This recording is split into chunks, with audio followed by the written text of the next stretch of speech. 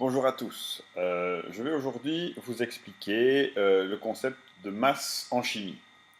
Alors, on entend parler de masse atomique, de masse moléculaire, de masse atomique relative, de masse atomique moyenne. On va essayer de mettre un petit peu d'ordre dans tout ça. Alors, l'idée de base, c'est qu'on va essayer de comprendre ce que pèsent des atomes au départ. Alors, évidemment, un atome, c'est tout petit, et donc on ne peut pas le peser sur une balance. Et donc il a fallu inventer un nouveau système d'unités pour peser les atomes et comparer la masse des atomes les uns par rapport aux autres. Donc, on va parler de masse atomique, ah oui, on pèse des atomes, donc masse atomique, relative, moyenne. Alors, que veulent dire ces deux termes? En fait, relative veut dire qu'on va simplement se baser sur une référence. On a choisi de prendre un objet et dire que cet objet allait être la masse 1, donc notre référence. Qu'est-ce qui était choisi au départ? C'était l'hydrogène qui avait été choisi, et donc on allait comparer les atomes par rapport à la masse de l'hydrogène. Par exemple, un atome qui peserait 4 fois plus lourd que l'hydrogène, on serait arrivé au fait que sa masse valait 4. 4 quoi? On a inventé une unité qu'on a été simplement appelée U, pour unité de masse atomique. Sauf que l'hydrogène avait un défaut, c'est que si vous prenez le noyau de l'hydrogène, ce qui pèse dans l'hydrogène, son noyau ne contient qu'un seul proton. Alors, vous savez que dans la majorité des atomes, il y a des protons et des neutrons. Donc, conserver l'hydrogène comme référence était embêtant, puisque ça négligeait les neutrons, en fait. Et donc, on a choisi une autre référence qui contenait autant de protons que de neutrons pour tenir compte des deux particules. Alors, la référence que l'on a utilisée, c'est le carbone 12. Donc le carbone, qui est dans la case 6 du tableau périodique, possède 6 protons et 6 neutrons, et donc a une masse de 12. Et donc, ça veut dire qu'il pèse en gros 12 fois plus lourd que l'hydrogène. On a décidé de dire que c'était notre référence, et on va donc dire qu'un atome de carbone 12 pèse, alors pas 1, puisqu'il y a des atomes plus petits que lui, mais va peser 12. Ça, c'est ce qu'on a décidé arbitrairement. On a fixé le carbone 12 à une masse de 12. Et donc, on va comparer tous les atomes au carbone. Cela veut dire qu'une unité dans notre nouveau système, donc cette unité de masse atomique, notre unité vaudra 1/12e de la masse d'un atome de carbone 12, puisque un atome de carbone 12, ça pèse 12, donc 1, ça pèse 1/12e d'un atome de carbone 12. Donc ça, c'est ce qui a été utilisé comme référence, et tous les atomes sont comparés à cette valeur, au carbone. Et donc un atome qui peserait 24, c'est parce qu'en fait, il pèse 2 fois plus lourd que le carbone, qui lui pèse 12. Alors, ça c'est pour le côté relatif. Donc notre masse est relative, elle est comparée à une référence arbitraire qui sera notre carbone 12. D'un autre côté, notre masse atomique va être également moyenne.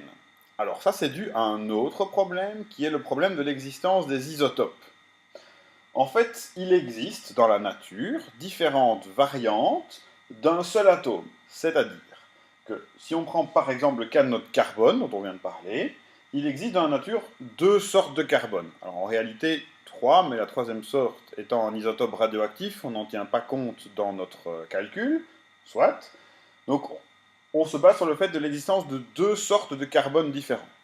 D'abord un carbone 12, qui est celui qu'on a utilisé comme référence juste avant, mais il existe également un carbone 13. Alors, quelle est la différence entre les deux? Le carbone 12 possède 6 protons, ça c'est normal, puisqu'il est dans la case 6 du tableau périodique, mais il possède, le carbone 12, 6 neutrons également, ce qui fait un total de 12, 6 protons plus 6 neutrons. Le carbone 13, lui, contient toujours 6 protons, mais 7 neutrons, ce qui lui fait une masse totale de 13.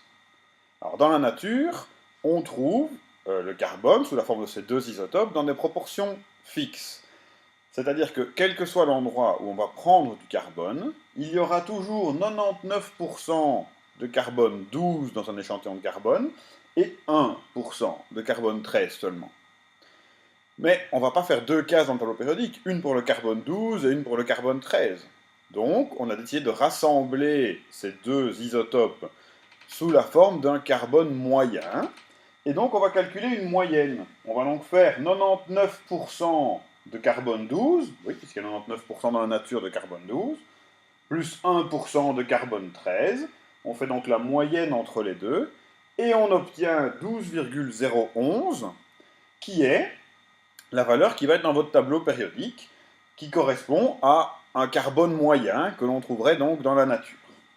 L'unité de ça, ben ça sera U. Donc dans le tableau périodique, votre carbone est en moyenne avec une masse de 12,011, ce qui correspond à la moyenne des différents isotopes. Dans quelle unité? Dans l'unité relative, c'est-à-dire par rapport à la masse d'un douzième de carbone 12. J'espère que c'est plus clair. Alors, c'est pas tout. On va également s'intéresser aux molécules.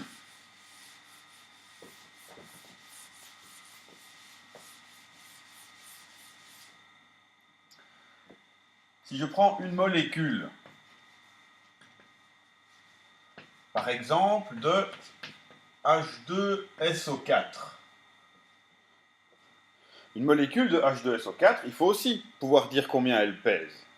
Mais on va comparer la masse de H2SO4 à notre même référence, qui est toujours le 12e du carbone 12, et donc on va compter tous les atomes que la molécule contient. Elle contient 2 hydrogènes, 1 soufre et 4 oxygènes. Mais il suffit pour avoir la masse de la molécule d'additionner tous ces atomes. On prend le tableau périodique, on regarde la masse de l'hydrogène qui vaut 1. On prend le soufre dont la masse vaut 32. Et on prend l'oxygène dont la masse vaut 16. 2 fois un hydrogène à 1, une fois un soufre à 32 et 4 fois un oxygène à 16, ça fait un total de 98. 98 quoi? 98 U. Ça veut dire que une molécule d'H2SO4 va peser 98 fois plus lourd que notre référence, qui est toujours un douzième de la masse d'un atome de carbone 12. Et donc, tous les atomes et toutes les molécules vont donc être dans le même système de référence. On va comparer chaque fois la masse de ces différents objets, les atomes et les molécules, à la masse de notre référence, et on exprimera toujours ça en U, unité de masse atomique.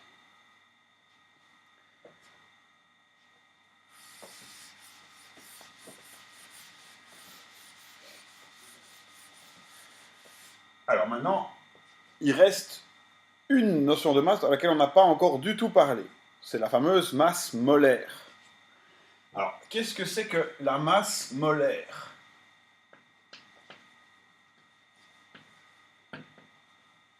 Généralement, on la note grand M.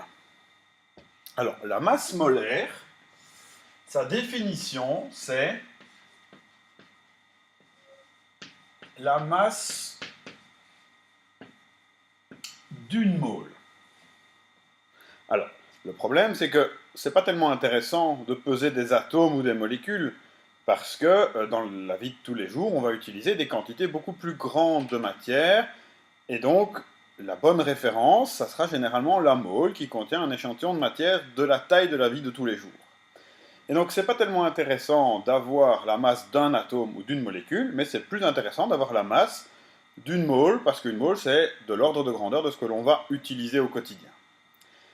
Alors, les chimistes ont été intelligents, ils ont défini la mole comme la fameuse unité de comptage qui contient 6, 10, 23 objets, et grâce à ce chiffre un petit peu particulier, la valeur qui est dans votre tableau périodique, donc qui est également en U, ça sera exactement la même valeur que l'on pourra utiliser pour la masse molaire.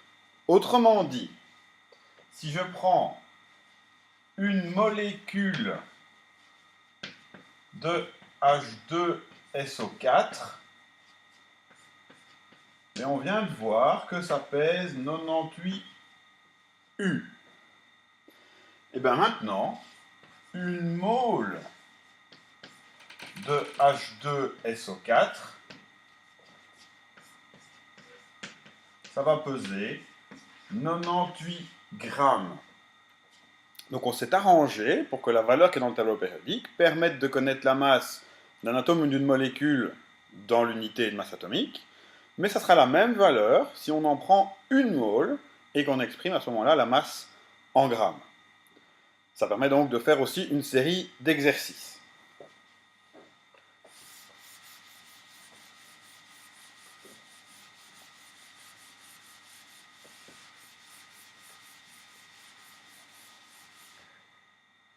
Exemple.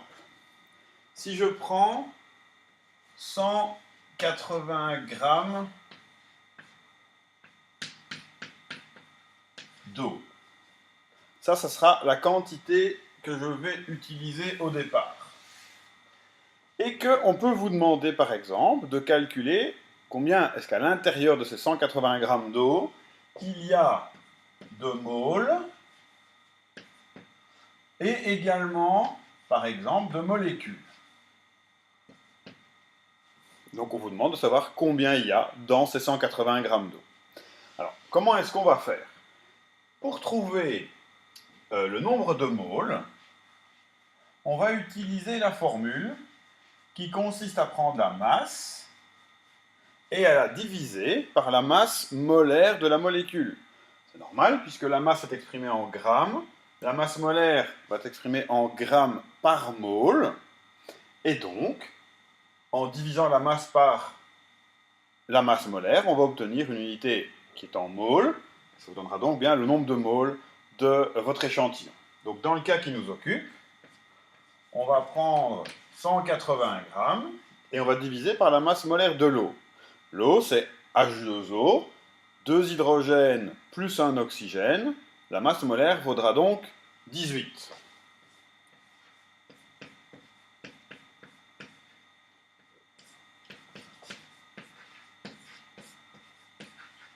Ce qui nous fait 10 moles. Donc si vous prenez 180 grammes d'eau, donc c'est plus ou moins un verre, hein, vous allez à l'intérieur avoir 10 moles d'eau. Si maintenant on veut savoir combien de molécules cela représente, ben on va utiliser la formule qui consiste à prendre notre nombre de moles et à le multiplier par 6, 10, 23. Pourquoi 6, 10, 23? Parce que c'est le nombre de molécules qu'il y a dans une mole. Donc dans le cas qui nous occupe, 10 fois 6, 10, 23, ce qui nous fera donc 6, 10, 24 molécules d'eau. C'est comme ça que la masse molaire peut servir pour trouver donc le nombre de moles dans un échantillon, et que le 6, 10, 23, le fameux nombre d'Avogadro, permet de calculer combien d'objets, dans ce cas-ci des molécules, on a à l'intérieur de notre échantillon. J'espère que cela vous aura aidé. À bientôt!